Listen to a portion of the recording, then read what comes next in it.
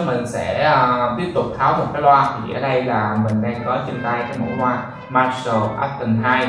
Thì cái model này là cũng là model mới nhất của Marshall hiện tại rồi. Thì cái loa này á là phía mặt trước nó sẽ là một cái vải bố, ở đây là nó bị đâm nè, chữ Marshall được mạ vàng đồng rất là đẹp nha các bạn. Rồi không có nói nhiều nữa, bây giờ mình sẽ trực tiếp tháo con này ra. Thì con này á, công suất của loa là 60W nha các bạn, tổng cộng là 60W công suất của nó, xài nguồn trực tiếp không có pin. Bây giờ mình sẽ tháo hết một dàn ốc ra.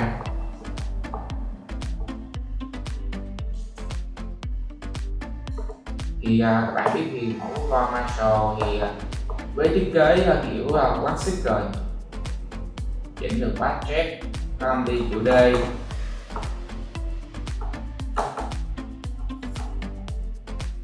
Cái vỏ của con này là bằng gỗ, khác với mấy con Marshall Fusion 2, Steel 2 hay là Tufone là bằng nhựa. Còn gỗ thì ra chắc ăn nó sẽ kiểu bọng bọng hơn.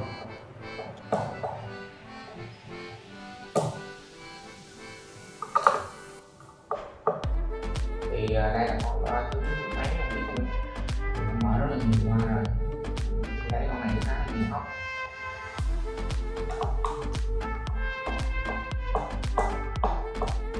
Thì loa này hiện tại bên shop mình có bán hàng mới là 5990, màu trắng với màu đen, và hàng cũ là new 99 bao gồm box, rơi vào khoảng từ 4,5 triệu đổ lên tùy tình trạng nha các bạn.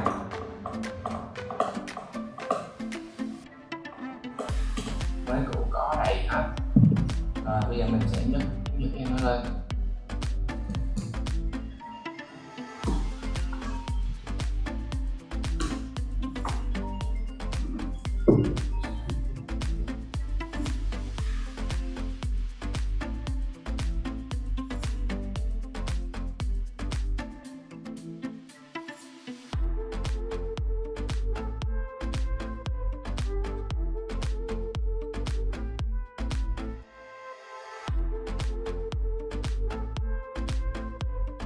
Rồi, tiếp theo nha.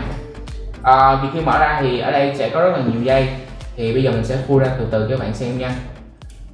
Rồi, và mình nói luôn là cái tình trạng của loa Marshall này á, cái dòng Aston mà đời cũ nha, mình nói đời cũ là Aston 1, nhưng mà Aston 1 là phiên bản đời đầu thì có một số lỗi như sau. Thì các bạn mua các bạn né ra, mình sẽ chỉ cho bạn như sau nè. Khi mà cái mẫu Marshall Aston 1 hoặc là Aston 2 đời mới á, thì nó sẽ có thêm cái chữ là service board ngay chỗ này, thì các bạn nên mua những cái mẫu đó. Thì những cái mẫu đó thì nó tách nguồn ra riêng, nó sẽ là hai nguồn, với là main chính là bên đây và bên khu vực này là một cái nguồn adapter. Thì khi đó nó bị hư hay là bị chạm hay gì đó, nó sẽ hư adapter trước, nó không liên quan tới phần main. Và cái đề cũ á, là main nó chung luôn, nó liền lạc luôn, nên khi mình bị lỗi á, là nó rất là khó sửa, hầu như là sửa không được luôn. Và cái tình trạng mà Aston 1 bị hư rất là nhiều thì các bạn cũng biết rồi đó. Mình sẽ tháo ra. Ok, thì ở đây mình sẽ có phần main của con Marshall Aston 2 và đây là phần nguồn của con Marshall Aston 2. Cái cục nguồn này đảm bảo các bạn luôn y chang với Marshall Aston 1. Bữa nào mình có clip mình khui con Marshall Aston 1 mình sẽ giới thiệu với bạn cục nguồn, hầu như cái nguồn nó y chang không khác gì hết. Cái cục nguồn này thật qua giống như là một cái cục adapter như con Harman Kardon Aura 2 vậy đó.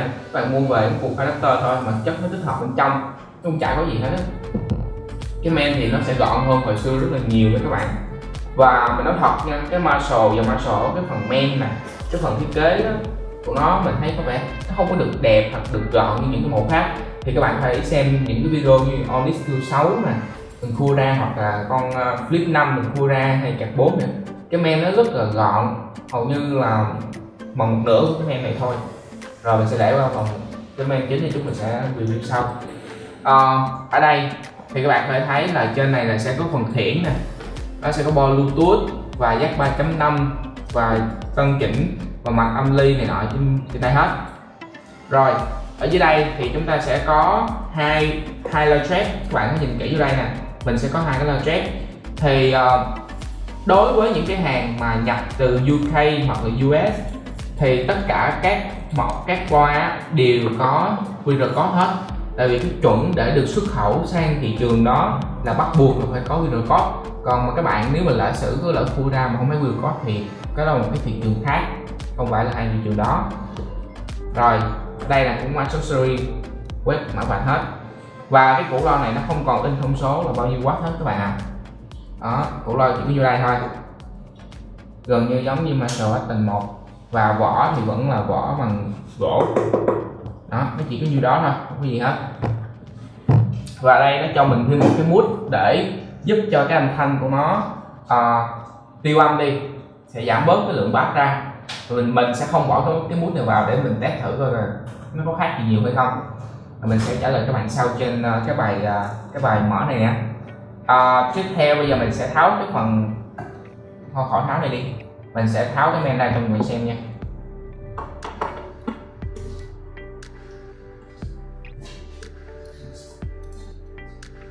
Con này sản xuất tháng 6 2018.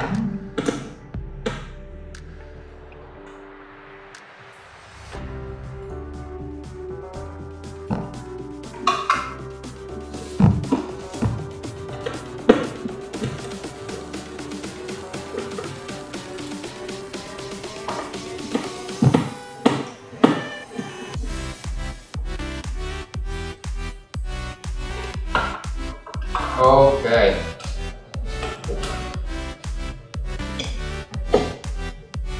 đây là cái phần men của con Marshall Aston 2.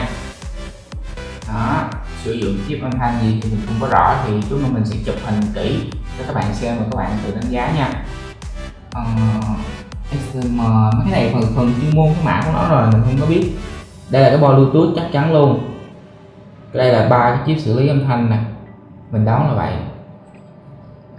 Đó. Không, mình tính ra nhìn men cũng đẹp các bạn. Mình mở ra rồi thấy nó gọn á, tụ lọc các kiểu. Tụ này nó nhỏ hơn thằng video, nhỏ gọn hơn nhiều. Hồi xưa cái tụ này chắc ơi nó bự gấp đôi, vậy thôi. Và bên đây là phần nguồn, bên đây là nguồn của nó. Nguồn thì cũng bình thường, một bên khác ra con thôi.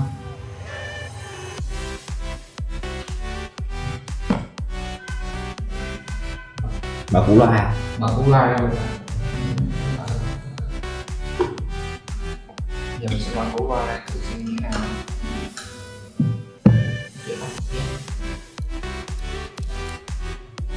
Đấy chắc vô.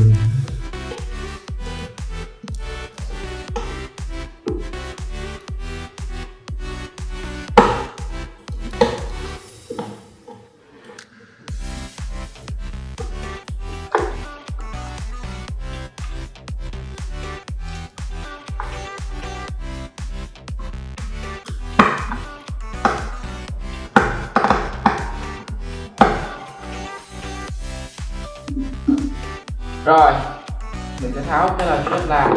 Đây, của loa chép nhìn vui luôn. Thật ra nó bọc trong một cái phần nhựa thôi. Nè, đây là loa chép của Marshall các bạn, cũng bình thường thôi, không có gì lớn. Các thông số luôn đi. Không, hầu như là không có luôn. Nó không có ghi thông số luôn à, nó bỏ rồi. Có cái QR code thôi. QR code thôi, tại vì QR code nó sản xuất theo dây chuyền á, là cái gì đó nó đưa tới là một cái bộ phận cái lắp loa, thì nó chỉ cần quét để chi, để mà khi bảo hành các bạn hàng chính hãng bảo hành đó, người ta chỉ cần tra cái số series nó ra, người ta chỉ cần check cái men này cái số series đó trong đó có hai củ loa chép là cái mã này, rồi loa chính là mã này, còn trên cái men này sẽ có mã này. Thì khi đó các bạn có gian lận đi nữa cũng không được, hoặc là ăn cắp gì đó mất loa của nó thì nó cũng không được. Đó, mình đoán là như vậy thôi, tại mình thấy quy trình mình có coi xe hơi á, thì quy trình sản xuất xe hơi cũng quy đồ code cũng giống vậy, không có khác gì nhiều hết.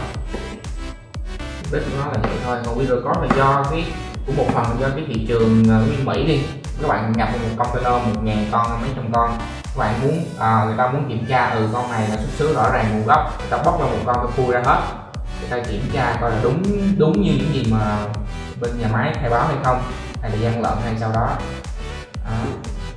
Nên là mình cần có video code là vậy, một cách để an toàn hơn các bạn. Rồi giờ tháo cái gì nữa nè, củ loa bự nó tháo được.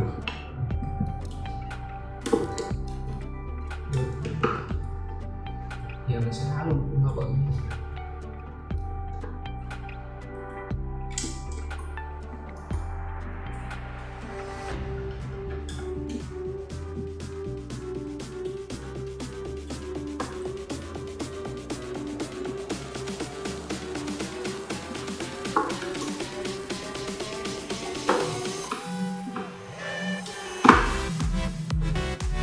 Loa Marshall thì bự chứ trong một cái đơn giản,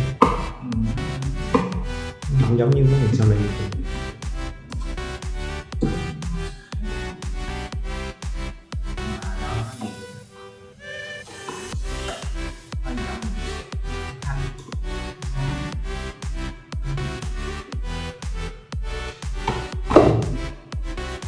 Đề này nó tháo có dễ hơn người kia, nó gãy luôn khung.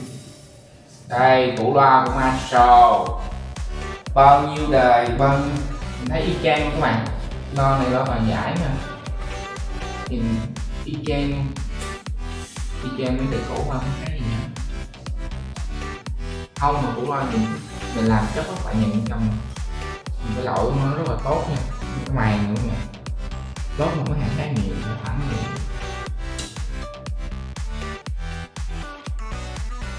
Thật ra á, Marshall chưa chắc để sản xuất củ loa này, nó sẽ nhờ một cái đơn vị khác của Trung Quốc hoặc là bên nước nào đó khác mình không rành, không có ghi đây, sản xuất ra và giao hàng cái đó. Marshall nó tốt là sao, nhờ cái này, cái men và cái amplitude của nó thiết kế đó, cái đó rồi design nó keo, nói chung keo giấy khuôn thường thôi. Để bữa nào mình rảnh mình sẽ đi kiếm cái này về mình lắp vô mấy cái loa hư của con Marshall. Rồi thì sau video clip này thì cảm ơn mọi người đã xem, có gì like và subscribe giúp mình nha, thì mình sẽ làm ra nhiều cái video khác, mở khui ra bên trong cái loa xem là nó có những cái gì để giúp mọi người hiểu hơn về cái loa mà mình đang sử dụng, muốn biết được bên trong như thế nào. Có nhiều bạn e ngại muốn tháo ra thôi hoặc là sợ gì đó. Đây trên tay tháo cái loa Marshall Action 2 của shop Vua Hai Em.